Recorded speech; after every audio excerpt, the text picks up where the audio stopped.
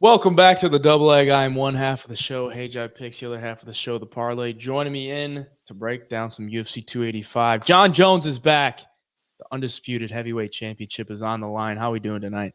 Good, man. John Jones fight week. Haven't said that in a few years. A lot to talk about with that one, man. There's a lot of stuff going on. It's super hard to dissect that fight, but I can't wait to give it a try tonight. And it's UFC 285 fight week pay-per-view. Couldn't ask for more right now. Yeah, we have 14 fights scheduled for Saturday. Hopefully we don't lose any. We'll get right into it. But before we do, we're going to look to stay hot this week. You can join the Double Leg Premium to get all of our plays and everything you need to know about this card and every card moving forward for the month. Link will be in the description down below. Hit a sub to support the channel. Drop a like and drop a comment. Let us know what fight you're looking forward to the most, because there are a lot of them. And we will get right into it with the main event. John Jones and Ciryl Gane. John Jones sitting at minus 152. Ciryl Gane plus 152. As always, odds courtesy of BetOpenly, the best fight odds out there and the best book out there. Not really a book, but person to person, no house, only 1% juice. The best odds you'll find for anything you're looking to bet on. The undisputed heavyweight championship, John Jones 26-1, but we all know it's pretty much 27-0. Came in as the underdog, has moved to not a heavy favorite, but he's a sizable favorite at this point. Over under set at 4.5 rounds, over minus 128, under plus 128. Who do you like in this one? I'm sure most people are tuning in to get our input on this one. Who do you like? Dude, it is so hard to choose a side in this fight for a bunch of reasons. Like, if this was 6 years ago, I'm going John Jones. I mean, you get the John Jones from 6 years ago against Ciryl Gane right now. I'm going John Jones all day. But I mean, you look at John Jones's last, let's just say 10 fights. There's so many gaps in between some of these matchups. And every time he comes off of a layoff, dare I say, he looks a little bit slower. The competition is catching up to him a little bit more. And it just seems like every time he's off a couple of years, the competition at the top is starting to close that gap on John Jones. I mean, he went to split decision with Dominic Reyes, who arguably beat John Jones in that fight. I mean, he pieced John up at times. And then you look at what Reyes has done in the last couple of years, and man, that win does not age well for John Jones at all.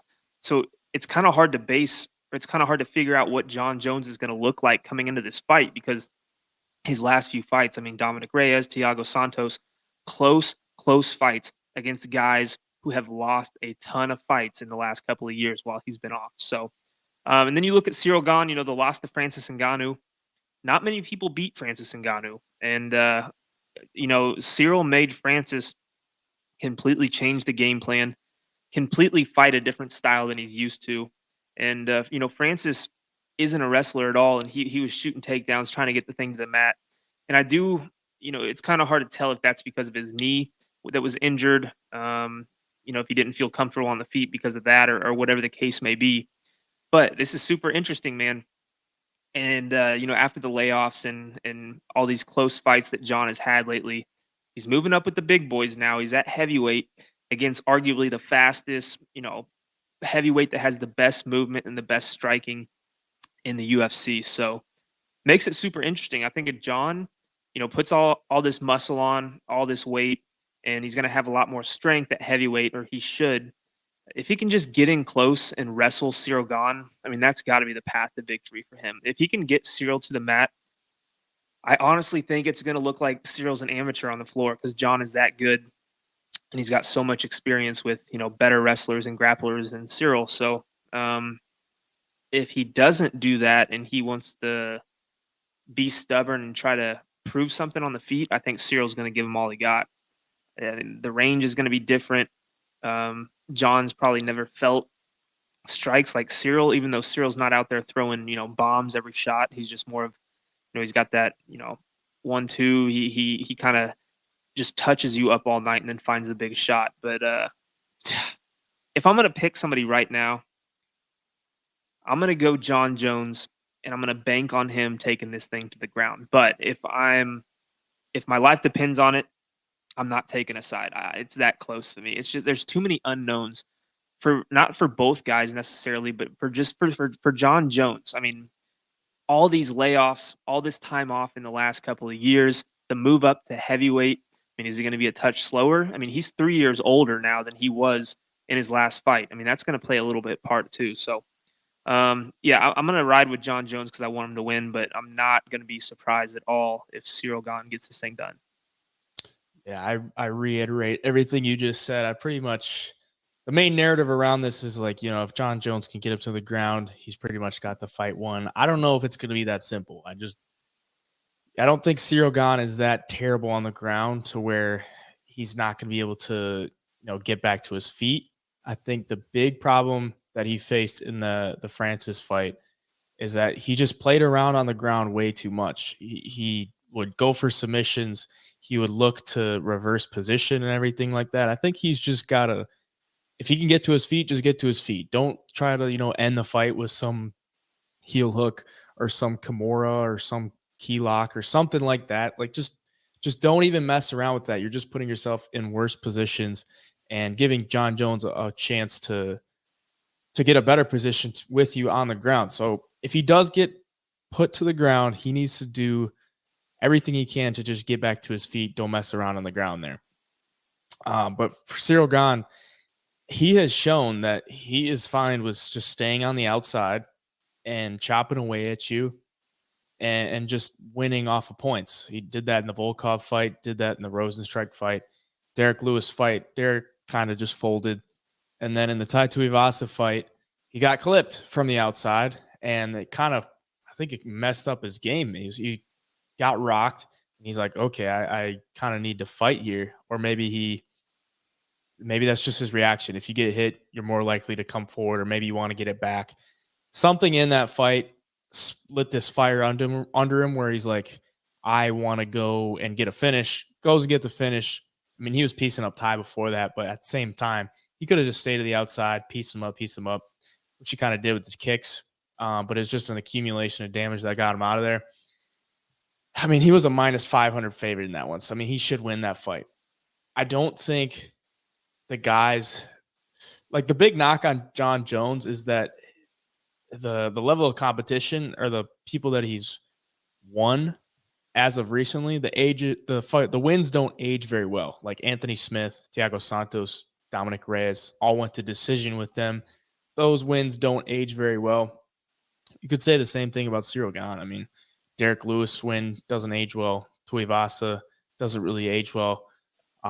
Even Volkov lost to Tom Aspinall and then beat Rosenstrike, but that was Ciryl Gane's other win. So, I mean, neither guy has really faced the best of competition as of late, or at least, I mean, Francis, the loss there. But for John Jones, the layoff, who knows what he's going to be like. But I would assume if he puts the weight on, he's still going to be relatively the same speed as Ciryl Gane. Like we all know Ciryl Gane to be this fast heavyweight, light on his feet. But John Jones was a natural 205er. And he most 205ers are going to be faster than, heavyweights. So if he moves up to heavyweight, I would assume he still carries a little bit of that speed coming up. So I think he can deal with the speed of Ciryl Gane, but he cannot get lackadaisical on the feet. He needs to be advancing and closing distance on him, which is weird to say because it's John Jones, because he always has the reach advantage. He always is great from the outside. But that's where Ciryl wants to be. And if he wants to win this fight, he needs to put Ciryl Gane in places he doesn't want to be. If you allow Ciryl to get, comfortable in there, then you're just playing into what he wants to do. And I think the way that John Jones wins this fight is that he finds the way that Ciryl Gane doesn't want to fight. So he needs to make it like a dirty match. He needs to be the better competitor. He doesn't need to be the better fighter. He needs to be the better competitor in this fight. And I think he will, because he showed in all of his fights. He knows how to win fights. Like at the end of the day, he won every fight. So he knows how to win fights. He knows he has all the skills to take it places where he wants to. And if he can get him up against the cage, use some of that strength, because I do think he'll be strong enough to deal with Ciryl Gane. Ciryl Gane's not the most physical guy. So I do think if he imposes his will, gets him up against the cage, gets the takedowns, uses his mentality and his IQ. I know it's not the easiest thing to like lean on. If you're going to pick a fighter, be like, okay, I'm going to lean on this guy's mentality or this guy's IQ. But that's what I'm doing in this one. I just think he's the better competitor. I think he's got more to prove in this one. Coming back from 3 years off, as weird as it is to say, I think he has more to prove that he can do it up at heavyweight after the long layoff than it is for Ciryl Gane to come in here kind of as the replacement for Francis, because everybody knows they wanted it to be Francis versus Jon Jones, and Ciryl Gane just kind of steps in here to take it. So I think Jon Jones has more to prove, and I think he will. So that's my official pick, and not super confident in it because a lot of unknowns, but I think I'm going to side with the better competitor in this one. I like it. Yeah. We'll move on to the flyweight championship between Valentina Shevchenko, 23-3, taking on Alexa Grasso, 15-3. The challenger sits at plus 535. Valentina, the favorite, at minus 535. Over under set at 4.5 rounds. Over is plus 142, and the under minus 142. Are you giving the challenger any bit of a shot in this one? I'm not. I don't think she's ready. Talia Santos gave Shevchenko all she wanted, but it's just so different. I just don't think Grasso has the style to do it. I mean, let's look at her last couple of wins. Viviane Araujo, who's on this card, Joanne Wood, 15-7. She finished her, and then Macy Barber 2 years ago. Macy's still pretty young and still getting better each fight. And then Jeon Kim. So, I mean, is she ready to go beat those 4 girls and then jump up to Valentina Shevchenko? I really don't think so, and I really don't think she has that style that's going to do it. I feel like somebody that's going to beat Valentina is somebody who's going to drag you to the mat and submit you, or is going to clip you on the feet. And I don't see Grasso doing either of those things, if I'm being honest. I think Shevchenko is just so damn good, regardless of her close last fight with Talia. I think the odds are right where they should be, if I'm being honest. Valentina, over 5-1 favorite. And I can't get to Grasso in this one. Valentina's too slick. Her skills are too good everywhere.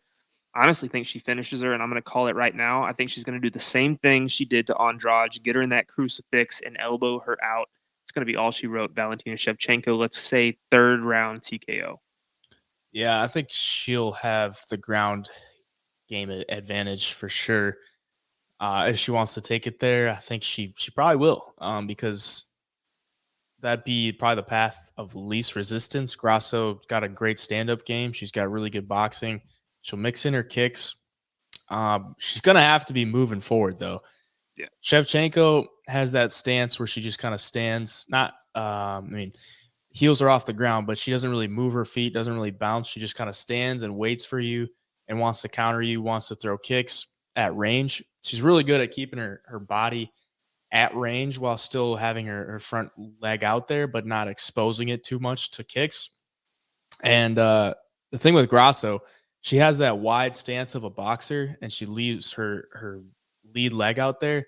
If Valentina wants to chip away at that, I think that's definitely a spot she could go, because boxers don't like getting their legs kicked, and Valentina has some great kicks.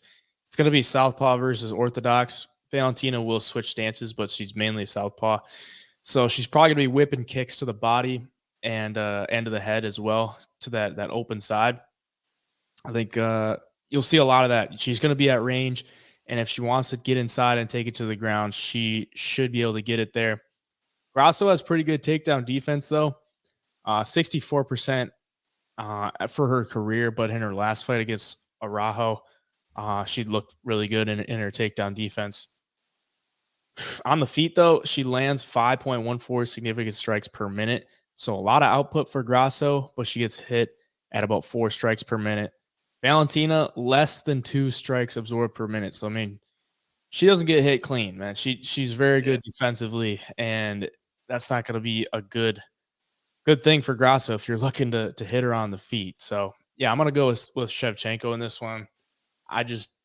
Eventually it's going to happen. It's going to happen. She's going to have to fall eventually. We saw it in her last fight. She is human. Honestly, I watched that fight back. I'm like, she definitely could have lost that fight on the scorecards. And without that, headbutt to Tyler Santos' eye and her eye swelling up like that, like Valentina got those last 2 rounds. If her eye isn't swollen up like that, like Santos is probably the champion right now because she was really good in those first couple of rounds. And yeah, it's going to have to be a dominant grappler, a dominant wrestler, because you're just not going to beat Valentina on the feet. It's just not going to happen. Like she's one of the best of all time on the feet. She's like trains out of anywhere. She travels all across the world, different camps, learning different techniques from like a bunch of different countries. I don't know. The woman is just crazy. Like she is truly a special human being. So yeah, I'll take Valentina for this one. I think Grasso's tough enough where she doesn't get finished. I mean, she was submitted by Tatiana Suarez in the first round. That's the only time she's been finished. And that was at strawweight. So I mean, Tatiana is a big strawweight, and we all know Tatiana is a potent finisher as well for a strawweight woman. So I think she could take it to a decision. I think she's good enough on the ground to where she's not going to be put in like terrible spots. But Valentina by decision, I'd like to see that line and see what it's at. So if it's like plus money, somewhere around there, I might have to sprinkle on that. But the money line, you could throw it in a parlay. But I don't know. I don't really like those wide lines when it's this high a level. Yeah. Because it's usually not that far off. If it's like lower on the prelims, you could throw it in a parlay and stuff. But yeah, I'll take Valentina probably by decision. Another wide line here. Welterweight bout between Jeff Neal plus 440, taking on Shavkat Rakhmonov minus 440. Over under set at 2.5 rounds. Plus 165 for the over, minus 165 for the under. Shavkat Rakhmonov, 16-0, 16 finishes. Never been to a judge's scorecard. Taking on the veteran Jeff Neal. What do you like in this one? That's another tough one too. Just if you look at Jeff Neal's last performance against Vicente Luque, dude, he looked like one of the better strikers in the division that night. Pieced him up. Those left hands were so sharp and straight down the middle. And then he won a split decision against Ponzinibbio, which I don't know. It's not the best split decision win over a great fighter or anything. But the thing that scares me is his loss to Neil Magny. And Neil Magny was touching him up a little bit. And we saw what Shavkat did to Neil and finished him, within 2 rounds. So I don't want to say we haven't seen enough of Shavkat yet, but I wish I could see him fight a couple more times at the top of the division, or not quite at the top, but somewhere in that top 10 area before, putting him as a minus 450 favorite. Because he does have 8 submissions and 8 knockouts, and he beats all these lower level guys and the guys that he should. And then he gets Neil Magny, who's a decent fighter, and beats him. But I mean, based off what we see out of Jeff Neal against Luque, there is a little cause for concern there if Shavkat can't get it to the ground. I mean, Shavkat's not the most. He doesn't have this crazy pace, and he doesn't have a high output by any means. He's just more, technical, sharp, and he's accurate. But the one thing that does scare me, and we kind of talked about this, is Jeff Neal pulled out of their fight that was supposed to take place in January for the first event of the year due to injury. And that's not really that long ago. So if it's a bad enough injury, you got to pull out of the fight, and then you're back on the card in the first part of March. I don't know if I could be comfortable taking Jeff Neal as an underdog, even just based on the fact that he might still be slightly injured, and you're going up against a killer who can finish fights in any way possible. So as much as I want to give Jeff Neal a chance, And as much as I liked his last performance, I do think Shavkat wins this one. However, I don't think the lines is fair. Anything over 4-1 for Shavkat against a guy like Jeff Neal is just a little bit too much. I'd put him fair value around maybe 3-1 maybe, but over 4.5 to 1's a little bit crazy in my opinion. Yeah, I would agree. If we look at Jeff Neal, comes into the UFC, wins his first 5 fights, gets a finish in 4 of them, 2 knockouts or 3 knockouts, one to Frank Camacho, one to Nico Price, and one to Mike Perry. They match him up with Stephen Thompson, gets the brakes beaten off of him in a main event pretty much, and which is fair. And you're not really going to beat Stephen. Not so many people are going to beat Stephen Thompson in a stand-up fight, and that's what Jeff Neal does. Then his next fight loses to Neil Magny by a unanimous decision. Not a great look there, but not a terrible look. I mean, a step down from Stephen Thompson for sure, but Neil Magny's been, around the top 10, 15, 10, 20 in the welterweight division for a while. Then gets the split decision win to Santiago. A close fight. He kind of waned in the last round there. Or not in the last round. He had a tough first round, and then kind of got into the fight as it went on and just kind of squeaked out a decision there. And then we see him against Vicente Luque, and coming into that fight, I'm like, all right, he didn't really look good against Neil Magny. He looked okay against Santiago, and I thought Vicente Luque was just going to give him the business, and he did not. He got the business given to him, and Jeff Neal looked like a completely different guy. Like, Yeah. He looked like he was reborn. Like, he beat the brakes off of Vicente Luque. I don't know how that went 3 rounds, because Jeff Neal was just beating the shit out of him for every minute of that fight, pretty much. The thing that really impressed me was his movement from the outside, like him dancing around from the outside, closing the distance quickly, landing a combination, getting out of range, or moving his head when Luque would look to counter, and then getting out of range. Like, that was some really slick stuff. Luque, I can't really tell if it was Luque that just looked terrible that day or if Neal was just on another level. But either way, I mean, I can't really take anything away from him in that one. Maybe I'm just reading too much into it and giving him too much bias off of his past fight. You're only as good as your last fight, apparently. But yeah, I mean, he throws a ton of volume. He can get hit though. If we look at the stats, he lands 5.27 strikes per minute, absorbs 5.28. So I mean, he's pretty much 1-to-1 there. But in his last fight, he looked a lot better. Shavkat, not too many people have hit him. He's pretty hard to hit. He gets hit 1.39 strikes per minute. So it's going to be a task to be able to hit this guy and not get taken down. But Shavkat, we've seen him be okay in the stand-up. Like, he's not going to go out there and he's not going to push his wrestling. He's not going to push his grappling. He'll take it if it's there, but he's not going to come at you like a Hamzat and shoot a double leg or clinch you right away. He's content to stand there and trade with you a little bit from the outside. He likes his kicks, likes his spinning attacks, but his real dominance is when he gets you to the ground and imposes that ground and pound and looks for the submissions as well. So this is a tough one because the line on Shavkat is almost unplayable. Yeah. I do think he wins, but I mean, he probably gets it done inside the distance. I don't see this one going all 3. But if it does,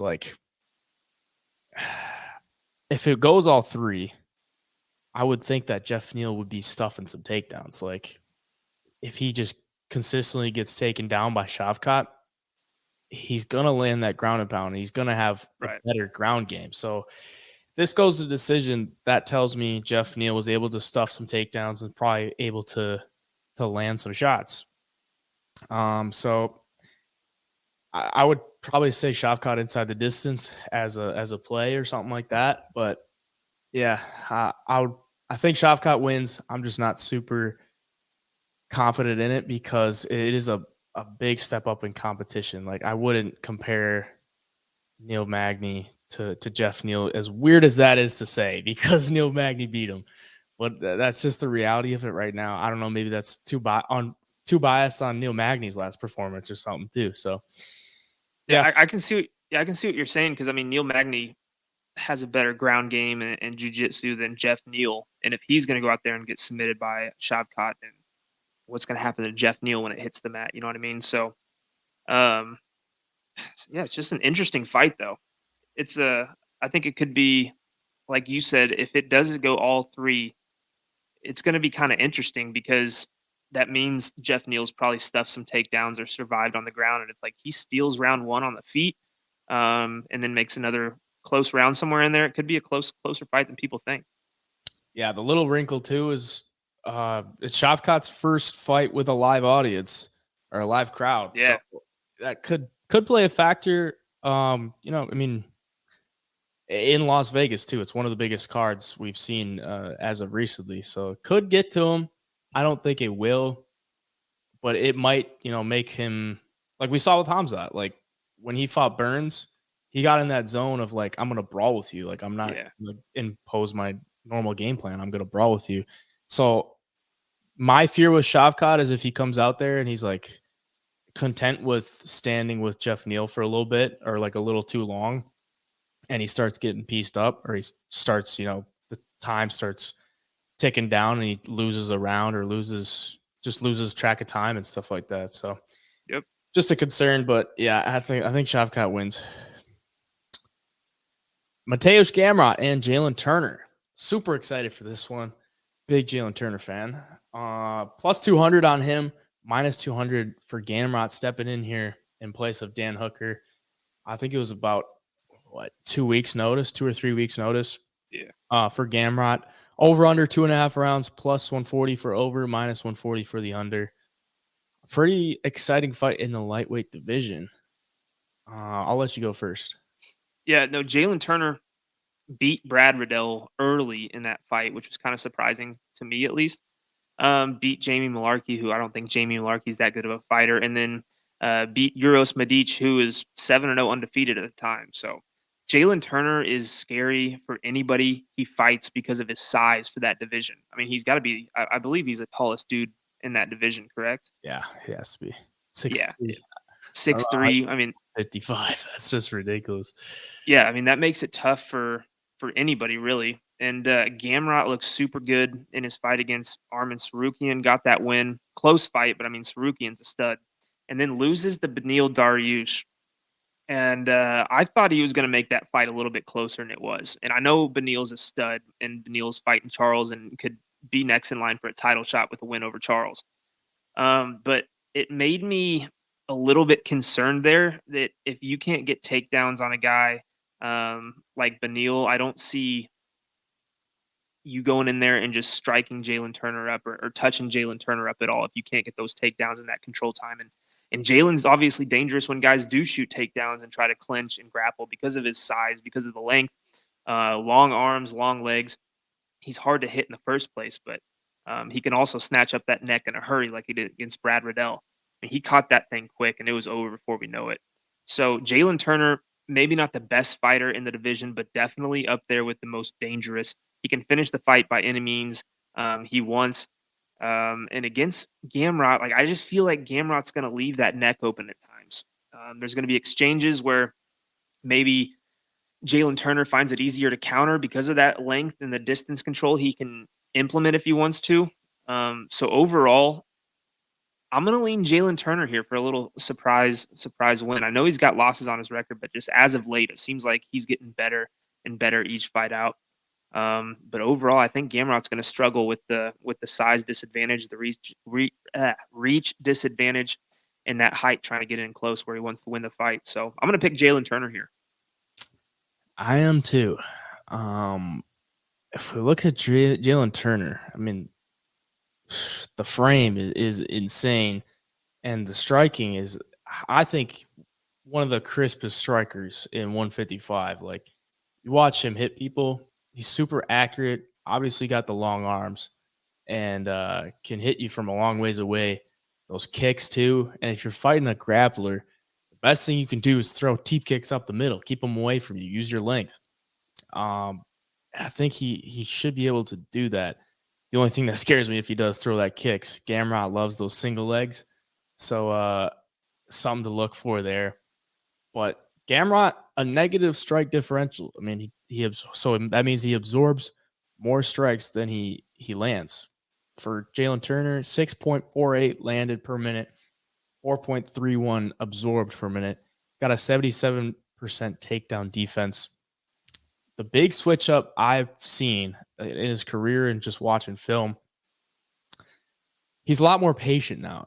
If we look at who he fought in the UFC, made his debut against Vicente Luque at 170, gets knocked out in the first round, wins against Callan Potter, knockout in the first round, and then his only other loss after that was a decision loss to Matt Frevola. If you watch that fight, he's piecing Matt Frevola up like on the feet, and then he would get a little excited when he's about to get that finish, get a little too close. Matt Frevola would be able to clinch him, get takedowns, and just ultimately get to safety.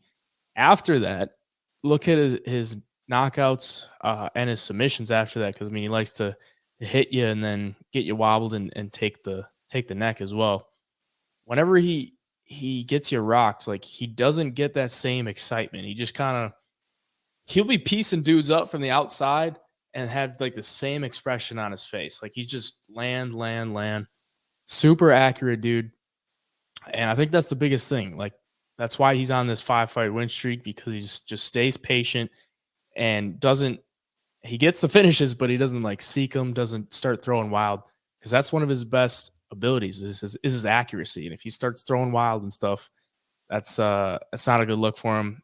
Being that big and leaving yourself open like that, it's not going to work out well for him. For Gamrot, his stand-up is just so, I don't want to say low level, but for the level he's at in the division, like he can't stand with like most of these guys in the top. He's got to get it down to the ground. Yeah, like if he doesn't get it to the ground, like he's fucked. Like he really doesn't have the stand-up to hang with these guys. And that was blatantly obvious against Beneil Dariush. Like he was diving at legs, and towards the third round of that fight, he's like not even trying to strike with him. He's just like trying to get close to him, dive at a leg. It was a really bad look. He shoots a lot. Like that's one thing about him. He has no ego about it. Like if he doesn't get a takedown, like he'll just keep shooting. He'll keep shooting until he gets it. And when he gets you to the ground, he doesn't have great top pressure. He doesn't really keep you there. And to top it off, like this is pretty much how I kind of talk myself into Jalen Turner. Like the guy gets knocked down too. Like Beneil Dariush knocked him down. Arman Tsarukyan knocked him down. Guram Kutateladze knocked him down. So I mean, he leaves himself open on the feet too. It's one thing to not have great striking like offensively, but if you're gonna leave yourself open on the feet as well, it's just not a good look. I can't really get behind Gamrot this week. I think he's talented. He's really talented. But at these odds, like minus 200 against Jalen Turner, I just can't really get it. So yeah, I'll take the 2-1 on Jalen Turner. Another thing about Jalen Turner too is, even if he does get taken down in this fight, I just don't know. Him being 6'3", he's going to have so much leverage off of his back to have ways to get back to his feet, in my opinion. I just don't know if he's going to be able to be held down on the ground, and that could get frustrating. And so, the longer the fight stays on the feet, the better Jalen Turner's odds are. And I just think he's going to have just a couple little aspects that are going to, propel him towards, getting the win as an underdog here. And one is just being super hard to hold down on the ground, and that striking being long, quick, accurate. I just think for an underdog, he's going to be a pretty damn good play this week. Watch Gamrot just knock him out on the feet. Just talked about that. I really don't see it happening. I don't see it happening. I really hope not, but we'll keep her moving. Middleweight bout. Ugh. I'll tell you right now, the play of the week, Bo Nickal money line, minus 1,200. I'm kidding. If you're watching this video, please don't do that. Bo Nickal sitting at minus 1,200. Jamie Pickett plus 1,200. We all know the deal with Bo Nickal, big college wrestler at Penn State. Everybody knows the hype. If you don't know Jamie Pickett, hasn't had the best career in the UFC, to keep it light on him. But if you want the stats on him, he's 2-4. His wins are against Joseph Holmes and Laureano Staropoli. If you don't know those guys, you don't know them for a reason. Right. But all I have written down for Bo Nickal is like, he's going to have his way with him. Like, that's just all I could say. Like, this guy is insanely talented on the ground, and they're giving him a layup to start his career, which is fine. Like, you got to build him. I was listening to Chael Sonnen on Ariel Hawani's show, and he was saying, like, why isn't Bo Nickal fighting like a better fighter or whatever? You know, like, if you're saying he can beat all these big guys, just give him give him a title fight right away or whatever. I was like, yeah, well, I mean, that would be something. If he just gets a title fight at 3-0, that'd be something. But for Jamie Pickett, I mean, you see a line this big, it's like, I want to get behind the dog, but I just can't. Like, he's super hittable on the feet. He's not really good, like, anywhere. There's nowhere that he really excels. Maybe you could say, like, in the clinch control, he's pretty big, strong dude, 6'2", 80-inch reach. It's pretty built, but I mean, he gets hit on the feet really easily. Negative strike differential. 65% takedown defense. That's not going to help you out at all when you're coming against Bo Nickal. So it's pretty much like, is it by knockout? Is it by sub at this point? To keep it concise, is it by knockout or is it by sub?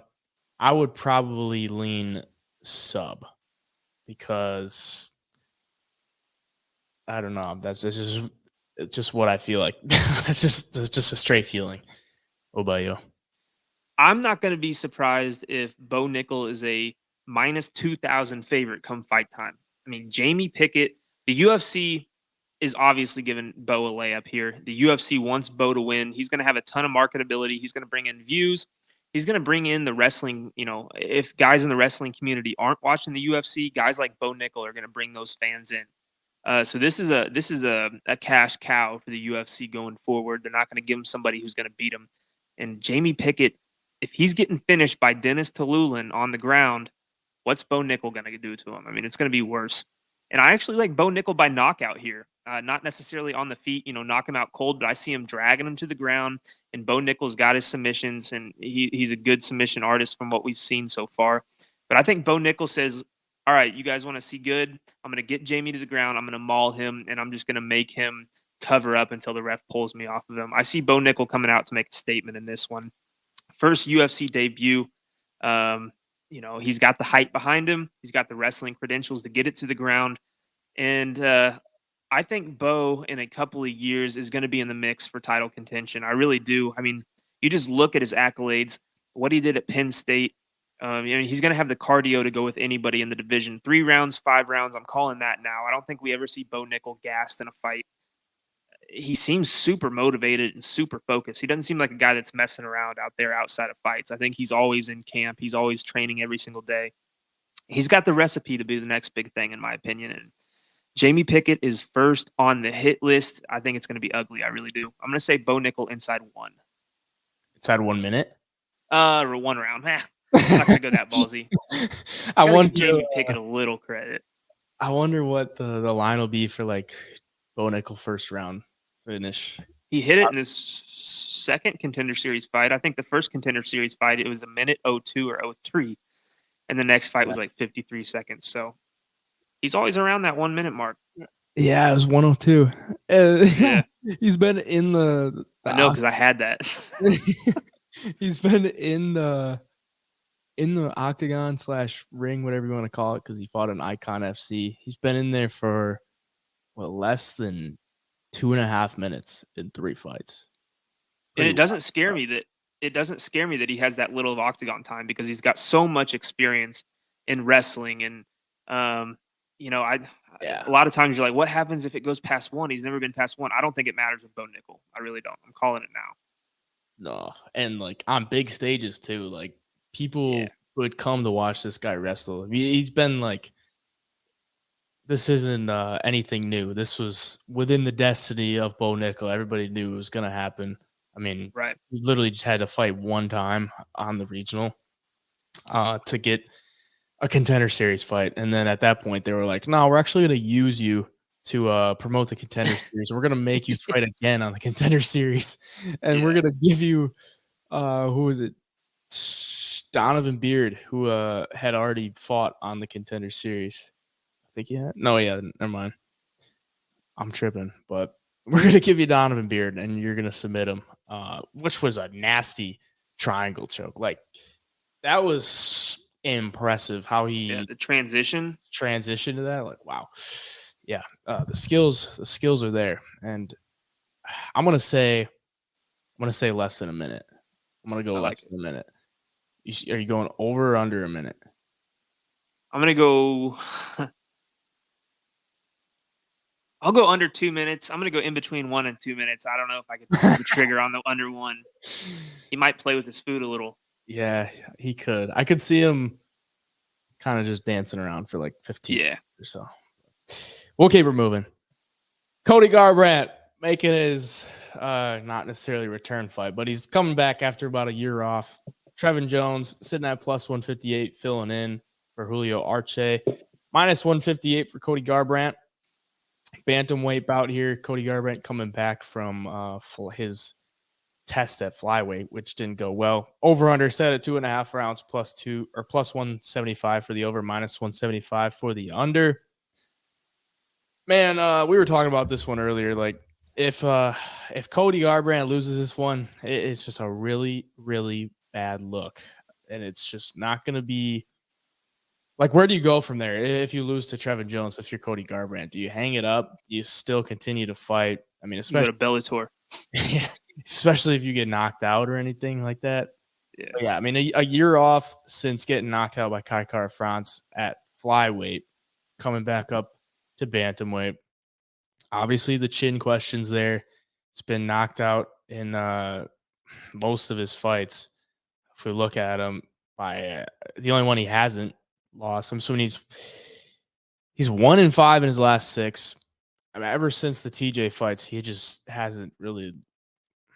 It just hasn't looked good. Like, he just can't really take a punch. And when he does, like, Rob Font put it on him. That didn't help his chin at all. Like, he took so many strikes from Rob Font. Let me get the exact number. 176 strikes from Rob Font in a 5-round fight.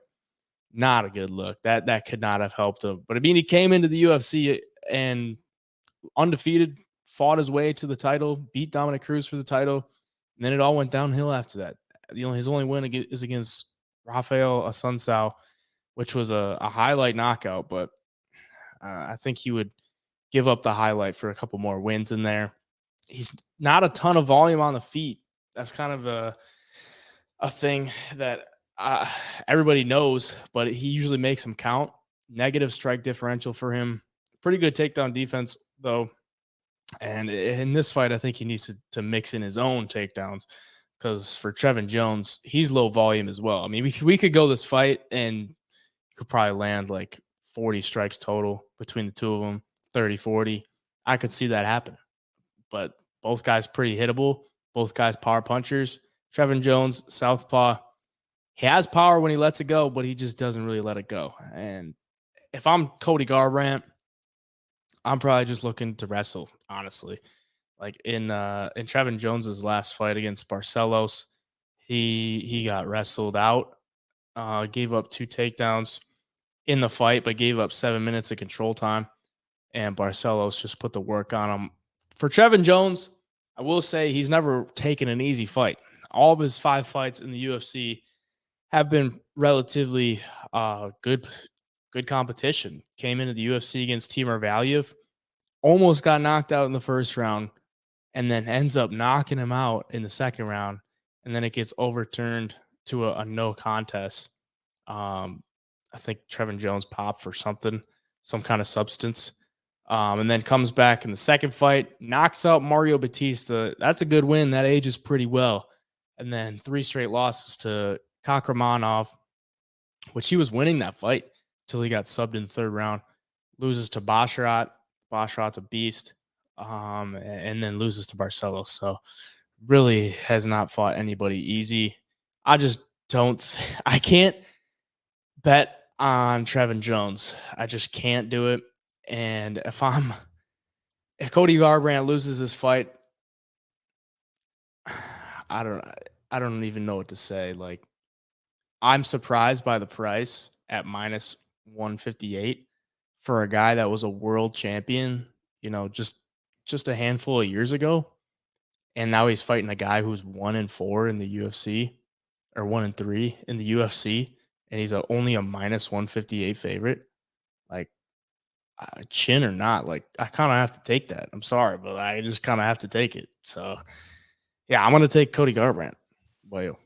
Yeah, it's kind of like there's two sides to it, right? Because like Cody Garbrandt against Dominic Cruz might have had the best title performance of all time. I mean, what he did to Dominic Cruz 6-7 years ago was one of the most impressive fights and one of my favorite fights to go back and watch. Favorite performances because he looked so sharp on the feet. The head movement was there. And then it's like the weight of the TJ fight just kind of took over and just drained him. And, his fight IQ kind of went out the door when he was fighting a guy like that.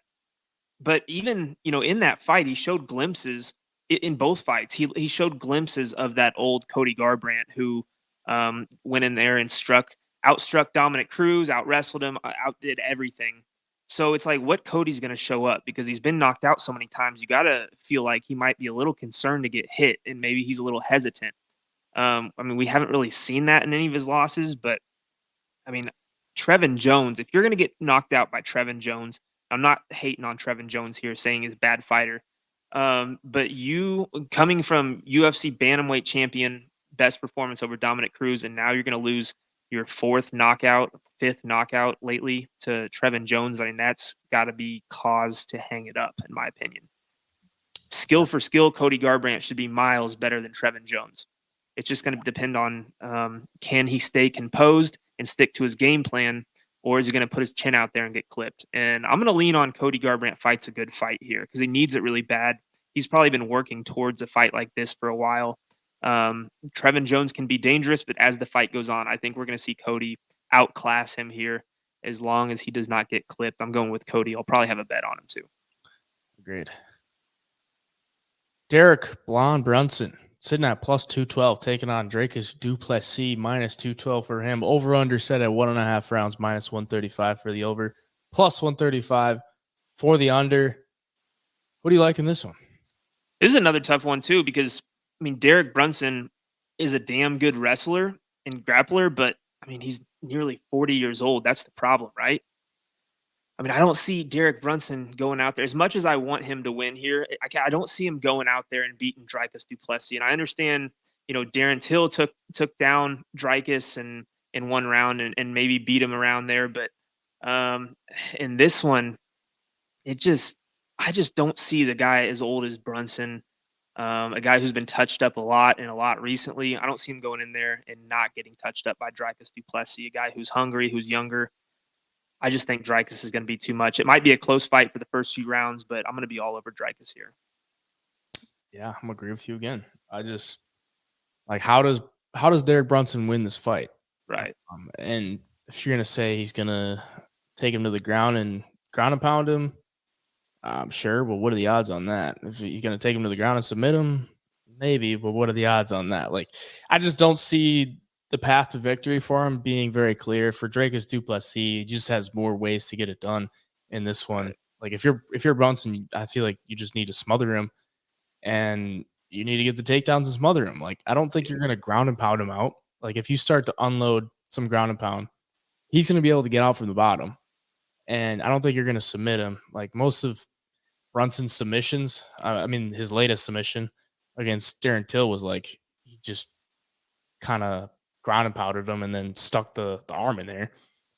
And Darren Till just kind of gave up. That's really what happened in that fight. Exactly. I don't think Dracus is going to do that. This is a 3-round fight. Drake is going to be the more explosive athlete. Southpaw, that's something that Brunson's going to have to deal with as well. Dealt with it.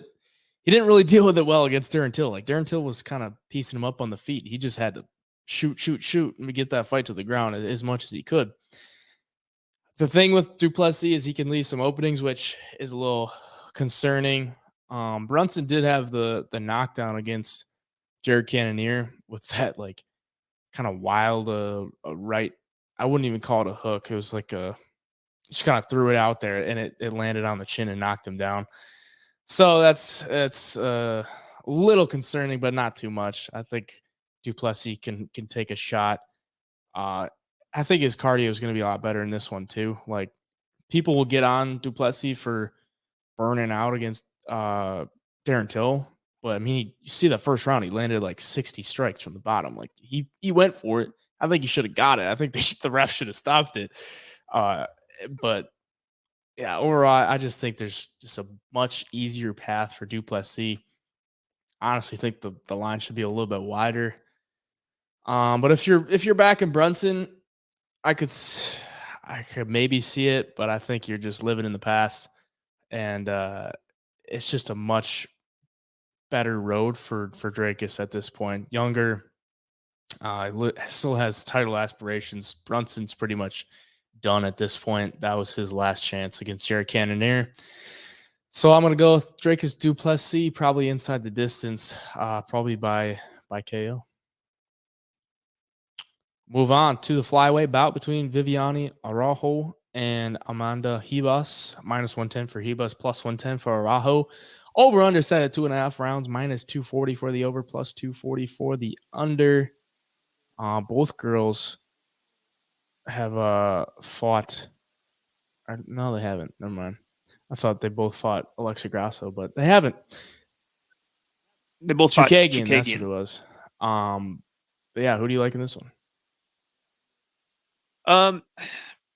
I've got to stick on the side of Amanda Ribas. I think Araujo can leave herself open to get hit a little bit. I think if Ribas gets it to the ground too, I mean, Araujo's not terrible on the ground, but Ribas has shown some slick submission skills just from watching her past fights. She can kind of control girls too, and she can grind out wins. It does make me a little bit concerned if she stands and bangs with Araujo. I think Araujo, not necessarily, the big, powerful puncher, but I mean, for her women's MMA and having 11 wins, she's got 3 knockouts, so she has the ability to do it. I do think she'll be. I don't even want to say she's going to be slightly better on the feet, but I do think Amanda Ribas is just going to have an advantage in the grappling and the submission. I mean, you look at Araujo's record. She has lost to Alexa Grasso in her last fight, who's fighting for the title on this card. She lost to Caitlin Chukagian as well, and then she beat Andrea Lee, Roxanne Modafari, who's about 105 years old, and Montana De La Rosa. So on the ground, I guess she's no slouch there too. If you're beating Montana De La Rosa by decision, so I just like Ribas more. I think she's got more of a killer instinct. She's going to go for it more. Yeah, I got nothing else really on this fight. It's going to be Amanda Ribas, in my opinion, though. What do you got? That's a close one. For Ribas, comes into the UFC at strawweight and gets a couple wins against Emily Whitmire, Mackenzie Dern, Ronda Marcos. Takes a fight at flyweight against Paige Van Zant, submits her, goes back down to strawweight, gets knocked out against Marina Rodriguez, gets a decision win against Verna Jandiroba, and then goes back up to flyweight and loses a split decision to Caitlin Chukagian. So she went up to flyweight and then fought the number 1 contender and lost a split decision, put on a really good fight in that one.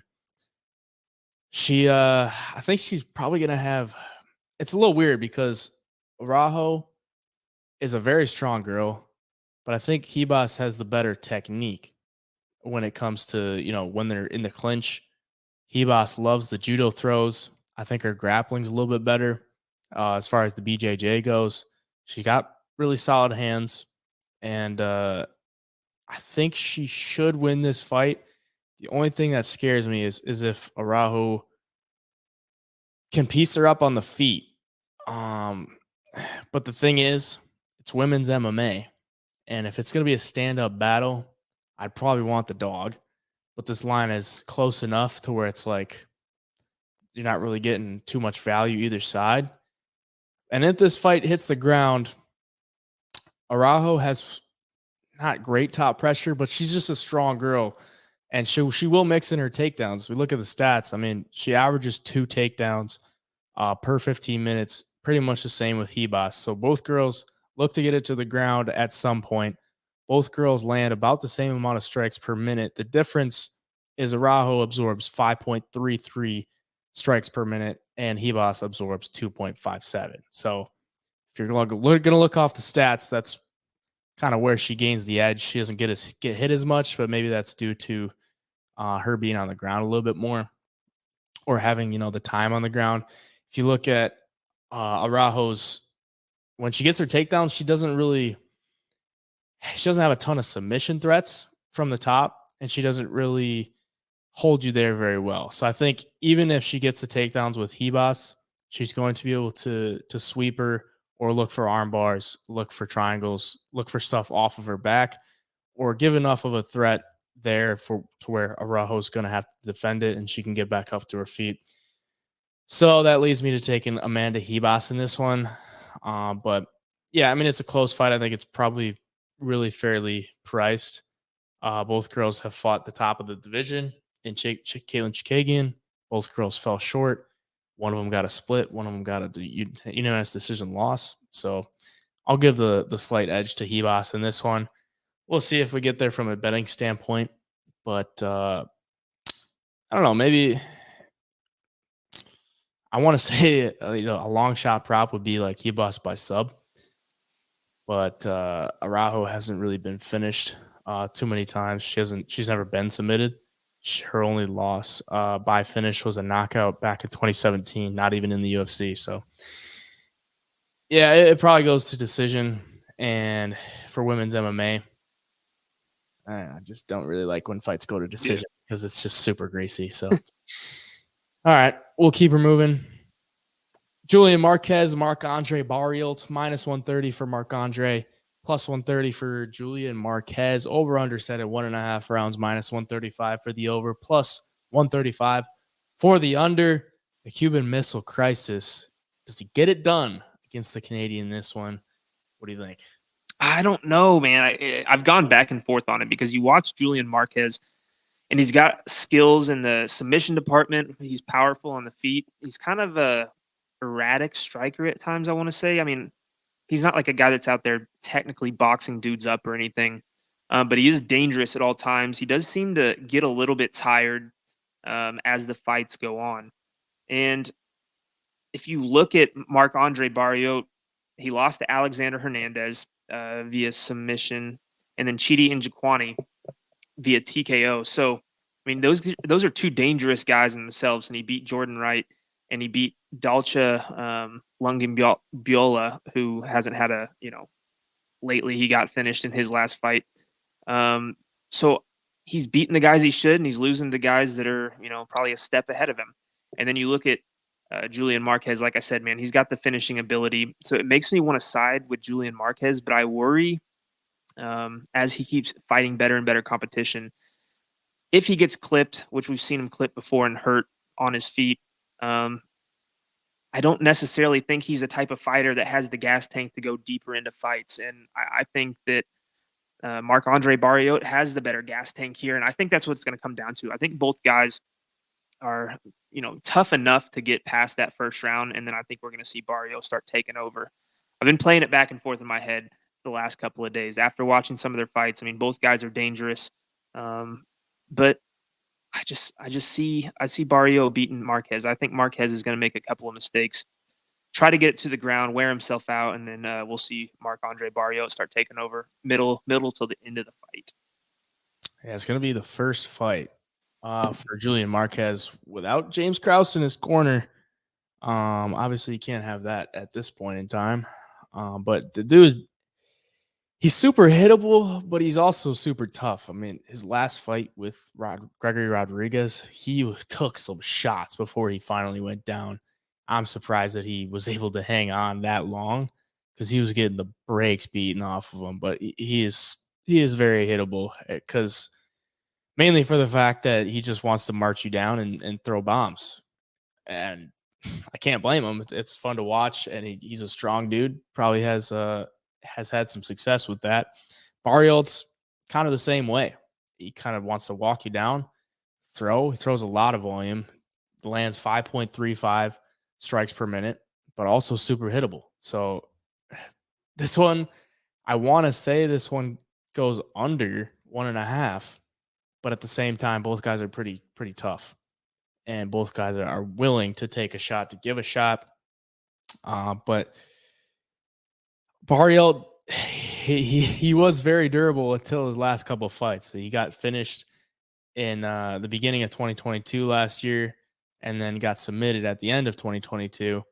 So those are his first 2 losses by finish. Marquez got his first first KO loss last year as well. So maybe that's a little bit of a diminishing toughness going on there. But yeah, this is just kind of a greasy fight. Barriault's never really one to like go for the takedowns, but Julian Marquez has zero. I don't want to say a zero ground game, but he can get taken down. Barriault doesn't really look to go there. Marquez doesn't look to go there at all. He has 0%. He's never landed a takedown in the UFC. So this is probably going to be a stand-up battle. If one guy wants to implement that ground game, could set him apart. Could be a little wrinkle to throw in there. But I probably just don't see it. I think with the crowd and everything, these guys are probably going to just be standing and bang it out. And I don't really like a side, if I'm going to be honest. I think technically Barriault's a little bit better. So I'm going to go with him. I'm going to go with Barriault for the technicality standpoint. But yeah, just a greasy one to look at. Welterweight bout between Ian Garry and Keenan Song, plus 588 for Keenan Song, minus 588 for Ian Garry. Over under set at 2.5 rounds, plus 185 for the over, minus 185 for the under. Another big favorite on this one. A lot of people are hyped up about Ian Garry, including myself. Guy's a really good prospect, still very young, super light on his feet, uses his length well, training out of Kill Cliff FC.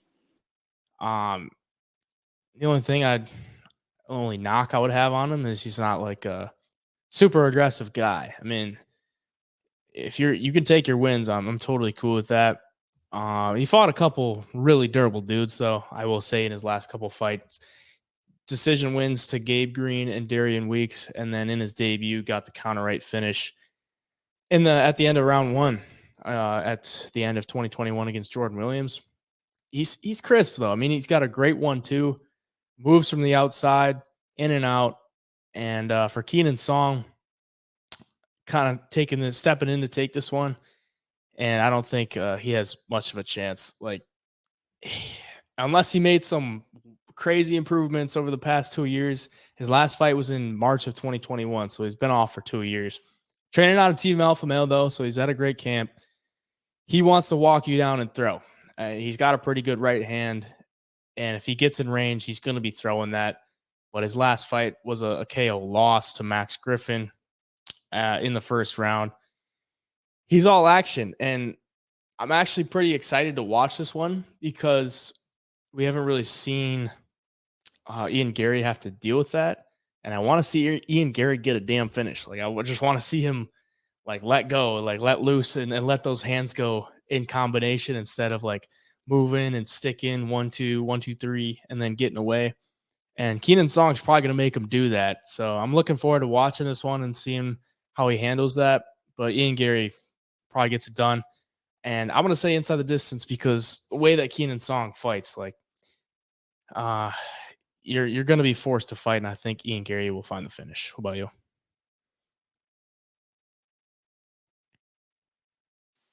Hold on, my mic was muted. So yeah, so Ian Garry, I'm gonna be hammering him by knockout here. I have to. He hasn't gotten it in his last 2 fights, but I mean, he has the capability. You watch him, and you watch the striking dude. It's like a laser beam coming at you. So yeah, against a guy like Keenan, who you said marches forward, is going to get in the firefights. I think Ian Garry is going to show how good of a counter striker he is in this one. And if one of those punches lands, I mean, like the last two guys he fought were extremely durable and extremely tough. Keenan's coming off of that knockout loss against Max Griffin. So yeah, I mean, I think Ian Garry finds the chin. One of the more exciting strikers to watch. And if you look at their size too, I mean, Ian Gary's always a little bit bigger, longer, and taller than the guys he fights, and it's going to be the same way in this fight. He's 6'3" with a 75-inch reach, fighting a guy who's barely 6 foot with a 61-inch reach, or 71-inch reach. Sorry. So he's going to have all the advantages on the feet. I see him honestly piecing him up, and I think coming off of 2 decision wins, this will be the one we see Ian Garry find the finish. So I'm going to be taking him inside the distance for sure. Probably get a decent price on it too, I considering think so. coming off of 2 decision wins. So I like it. Bantamweight bout between Mana Martinez plus 280 for Mana Martinez, minus 280 for Cameron Saaiman. Over under set at 2.5 rounds, minus 115 for the over, plus 115 for the under. The undefeated South African, 22 years old, coming in for his second fight in the UFC. He just fought on, was it the last card of the year, or last pay-per-view of the year of 2022, getting a round 3 KO win versus the also a newcomer, Steven Kozlow. Got put in some tough positions in that fight, but battled through it. Looks super crisp on the feet.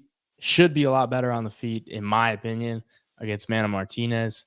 And could use his ground game in this one because Mana Martinez is hittable on the feet and he's got a really poor takedown defense. If you look at the stats, 27% takedown defense for Mana Martinez in 4 fights in the UFC. So not looking good for him there. Probably an avenue that I would expect Saaiman to explore in this fight. And I think he's just better everywhere the fight goes. So I'm going to take him for the pick and probably gets it done within the distance. He's an aggressive fighter. He picks his shots really clean. I mean, that fight on the Contender Series, that round 3 KO he had in that fight was like perfect timing. I mean, he was an underdog in that one too. So yeah, as much as I don't want to take a 22-year-old in his second fight in the UFC on a pay-per-view card, on the prelims of a pay-per-view card, I think I have to in this point. So I'm going to take him. What about you? Yeah, I like it. He looks so sharp everywhere. I mean, against Kozlow is a guy who I don't think had been past the first round in any of his fights. And dude, when those two went to the ground, they battled. It was like a grappler's delight to watch those two fight. Kozlow trains at 10th Planet and is extremely dangerous off of his back, and you could see that with the flexibility and trying to throw up submissions. And Cameron Saaiman was in some sticky situations there, and he fought through it and got out of all of them. Ended up finding the submission of his own, so it just speaks volumes to his ground game there. And then on the feet, like you said, man, he's sharp. He's a very good striker. I think he's going to be better than Martinez everywhere here. And Martinez can be dangerous, but I think Saaiman, with that bad takedown defense of Martinez, if Saaiman gets it to the ground, he's going to wear him like a backpack.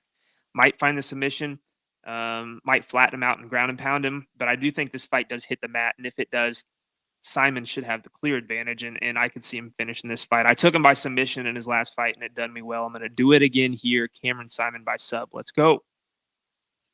Keep her moving. Strawweight bout between Jessica Penne and Tabitha Ricci, minus 252 for Ricci, plus 252 for Penne. Over under 2.5 rounds, minus 300 for the over, plus 300 for the under. So you're getting some good plus money if you think this one's getting finished. Minus 252 for Tabitha Ricci, though. I wouldn't. I want to hesitate at that price because this fight was scheduled, what was it, last October, and Ricci was like minus 160, minus 170, and I hammered it, and then it got canceled, and I'm like, God damn, it was going to be easy money, I thought. Now she's up to like minus 250, so a little bit. It hurts to pay that price when you got it at such a lower price earlier. But I do think she gets this one done pretty easily. The only thing that would scare me is that Penne's, I mean, she's 40 years old. She's been in the UFC for a while. And as of recently, she lost her last fight against Cody. She won her fight against Karolina Kowalkiewicz by armbar. If you watch that fight, she had that armbar. It took her like 90 seconds to finally finish it, which was crazy to me. Like she had the arm at like the 2-minute mark, and then she finally gets her to tap at like 30 seconds left. I was like, damn. I don't know. I'm not like some BJJ specialist, but like, man, if you're like anything decent at BJJ and you have that arm locked in, probably shouldn't take you 90 seconds to get it done. Then you look at the Godinez fight. She wins a split decision. And really, she won that fight because she was like able to get her back. Like sometimes she would get in the clinch with Godinez and then get like a body triangle, like basically take her back or even take like her front. Like she would pull guard, but still be on her feet. Like Godinez would still be on her feet. Weird positions. She somehow was able to steal rounds doing that. I don't really agree with it. She didn't really do much other than that. But she got the win nonetheless. So I just, and then a bunch of canceled bouts. So it's like, yeah, how often does this, I mean, since what, 2019, she's had 8 canceled bouts. Can't really get behind it. 40 years old. She's definitely 1 foot out the door, maybe even 2 at this point. Who knows where her contract is? She can get her legs beat up. I mean, against Cody, her leg was like mush. She could barely stand at it by the end of the fight. I'm pretty surprised Cody didn't finish her. For Ricci, she basically just fought the exact version of Jessica Penne, but a better version in it with Polyana Viana, and she was able to get a win. She's a strong girl. She wants to take it to the ground. Got a unanimous decision win against Polyana Viana. Viana is much better than Penne at this point, and she's literally the same frame, pretty much the same fight style, except just a lot better. So I'm going to take Ricci in this one. She can get it to the ground, use her top pressure, and close the distance. She should get this win pretty easily. And she is undefeated at the weight class as well. I mean, she came in, made her debut against Manon Fiorot, lost it. That was at flyweight. She's a natural 115er. She moves down to her natural weight. She's got 2 wins. Expect her to get one here. Probably by decision. As much as I want to take the finish, Ricci's just not really like a potent finisher on the ground either. So I'll take her by decision. Yeah, you hit it right on the head. I mean, I watched the Emily Ducote fight with Jessica, and dude, she just got obliterated with the leg kicks. So like you said, where she could barely even walk. And with the age, I just don't know how much her heart is really in fighting anymore. It looks like she's got other stuff outside the octagon going on a little bit. And I just don't see her fighting too much longer, especially being almost 40 years old, if not 40. And Tabitha Heechee seems like she's young and hungry, and she's aggressive and fast. I just see her being better everywhere, if I'm being honest. I don't see Jessica posing any kind of finishing threat to her. I don't see her, schooling her on the ground at all. I do think Heechee will grind out the decision win because I don't think Penne's bad enough to get, finished on the ground or on the feet. I just don't see her being offensive enough to get the win over a girl like Tabitha Heechee, who just wants it that much more than Jessica's going to want it. It's pretty wild that she fought for a title at one point. Yeah. Jessica Penne did. Yeah. Now she's selling her OnlyFans for $22.22 a month. So if you're watching till this point in the video, you can go check that out. I wouldn't recommend it, but you can do that if you want. Damon Blackshear taking on Farid Basharat, plus 440 for Blackshear, and Basharat making his debut at minus 440. Couldn't get a price on the over-under, so those are to be determined. Undefeated for Basharat. Obviously, his brother Javid gotten a couple wins here in the UFC. From what I saw on Basharat, he fights much like his brother. Feints a lot, super light on his feet, gets you to the ground. He's got great top pressure. Training out of Extreme Couture with a bunch of very talented guys that he is very adamant about posting on his Instagram. So you can go check those out if if you're interested to see who he's training with there, he posts a picture like every day with who he's training with. So go check that out. Damon Blackshear, though, a good first 2 rounds in the UFC, and then a very disappointing third round in his debut. Lost, or it was a draw. So, I mean, he didn't lose, but he kind of lost the fight in some way. He won the first 2 rounds and then gives up a 10-8 in the third round against Youssef Zalal. Looked good on the ground, but he kind of gave up some positions when he had him. His main strength is when he gets that backpack on you. That's his home. That's where he wants to be. And if he gets it on you, you're not necessarily you're not like completely done, but he keeps it and he can steal rounds that way. So if he can get Basharat, or if he can get or take Basharat's back, like, man, he deserves to win, because I don't think that's going to be very easily done. On the feet, though, I mean, I just don't think he's going to be able to hang with Basharat at all. He's not terrible on the feet, but Basharat is just on another level than Blackshear at this point. So I'll take Basharat probably by decision. Blackshear's never been finished, so I don't think Basharat is really going to push for that finish, especially early prelims. There's probably not going to be many people in the stands cheering for that, so I'm going to take Basharat by decision. Yeah, and Basharat gets a lot of decision wins, and he's such a good striker, but he's like his brother. He's not going to go out there and hit you with these big power shots by any means. But technically, he's super sharp. It's going to be hard to go out there and outstrike a guy like Basharat, him or his brother, if I'm being honest. I mean, you might be able to touch him up here and there, but in the long run, you're going to lose that point game. And I don't think Damon Blackshear has enough on the ground to go out there and dominate him on the mat either. Because if you look, most of his wins, not even his finishes of Basharat's, come by submission. So he's obviously skilled on the ground. He's a little more, I feel like watching him, he's a little more aggressive than his brother Javid. I think he's got more of a killer instinct, in my opinion. I mean, Javid's just so technical all around. He's just going to fight you like he's sparring, but it's like a high level sparring, and he's going to get the win in that fashion. But I think Fareed's going to go out there.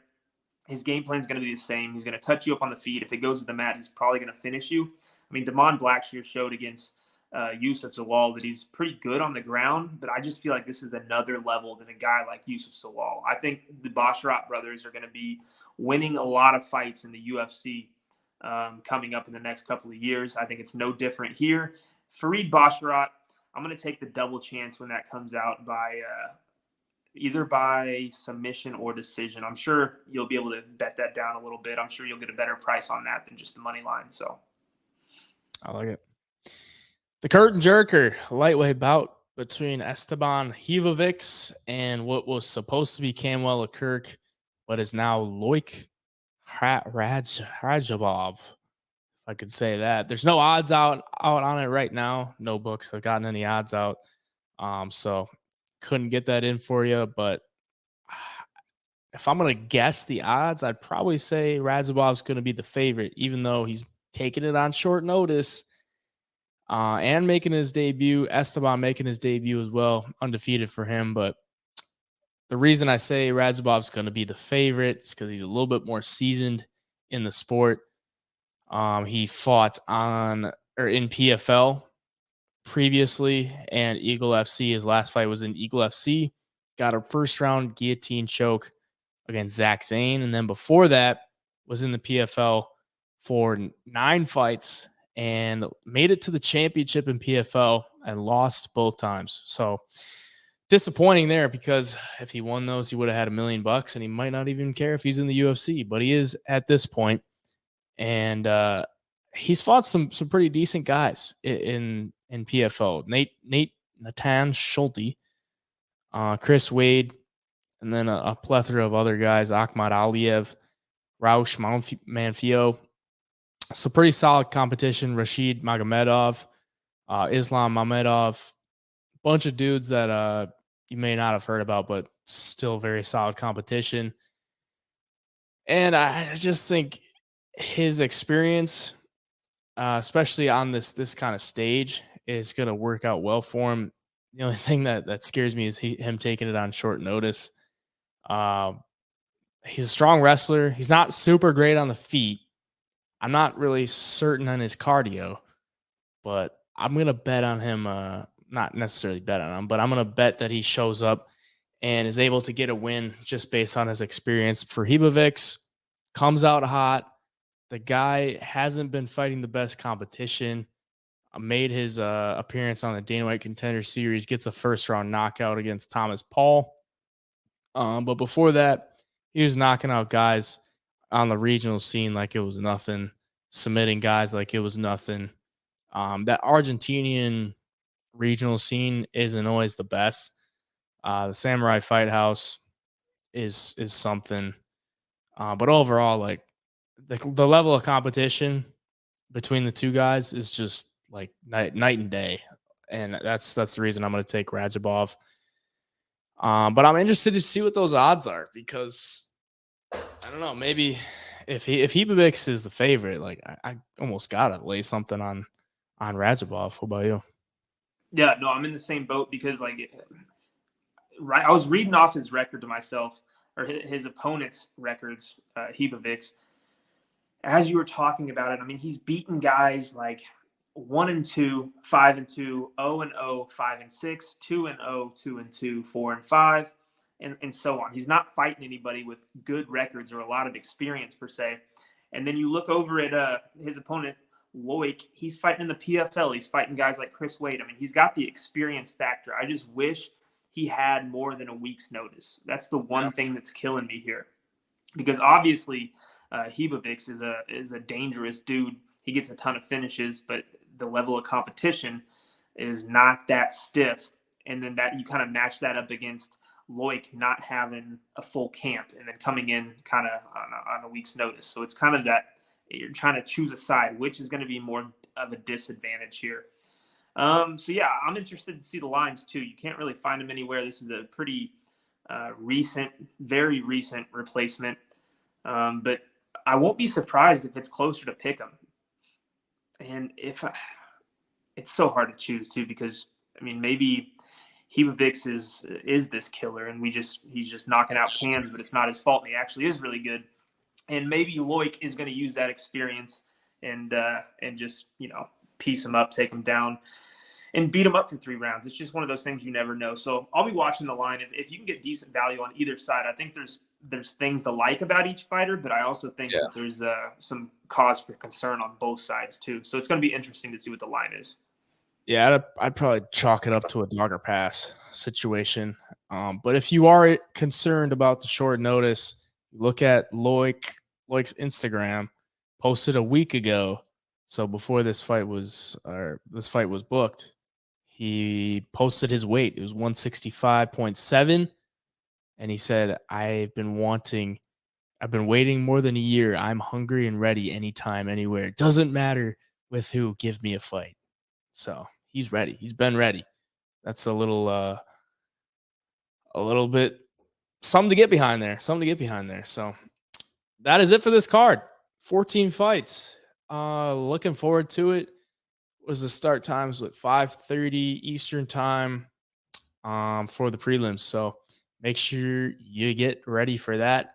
If you want our plays, the link will be in the description to sign up for the double leg premium. $19.99 a month, less than $1 a day. Gets you everything you need to know about the card. And of course, our bets. If you just want the bets, they'll be available 24 hours before the fights for $9.99 for the card. One-time purchase there. If you're watching here on YouTube, please leave a subscription down below because we put a lot of work into these videos to get you guys the information that you need. You can follow us on social medias as well at the Double Leg. And for me, at HeyJai Picks on all the medias. In the next video, we'll be recapping UFC 285, and we will have a new heavyweight champion. Till then, the Double Leg. See you in the next video.